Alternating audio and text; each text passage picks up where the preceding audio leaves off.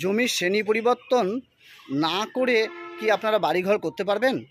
দেখুন, জমির শ্রেণী পরিবর্তন না করে অনেকে বাড়িঘর করে কৃষি জমির উপরেই। সেটা পঞ্চায়েত এলাকায় করে, পঞ্চায়েত সেটা ভালো করে মনিটর করে না বলে কিছু বলে না। কিন্তু এগুলো বিশেষ করে পৌরসভার এলাকায় বা মিউনিসিপ্যালিটি এলাকায় একেবারেই করতে পারবেন না। আগে আপনাকে জমির শ্রেণী পরিবর্তন করতে হবে। জমির শ্রেণী পরিবর্তন না করলে বা ল্যান্ড ক্লাসিফিকেশন চেঞ্জ না করলে কিছুতেই আপনারা বাড়িঘর করতে পারবেন না। গ্রামেও কিন্তু এটা বেআইনি। আগে আপনাকে কৃষি জমি হলে সেটা বাস্তু বা ভিটিতে রূপান্তরিত করতে হবে, তারপরে বাড়িঘর করার নিয়ম। আর মনে রাখবেন যে গ্রামে পঞ্চায়েত যেগুলো রয়েছে, পঞ্চায়েতগুলো এগুলো ঠিকঠাক দেখভাল করে না বলে অনেকে কিছু বলে না, জমির উপরে বাড়িঘর করে ফেলছে। সেক্ষেত্রে কিন্তু জরিমানার একটা বিষয় রয়েছে। যদি পঞ্চায়েত সুমোটো করে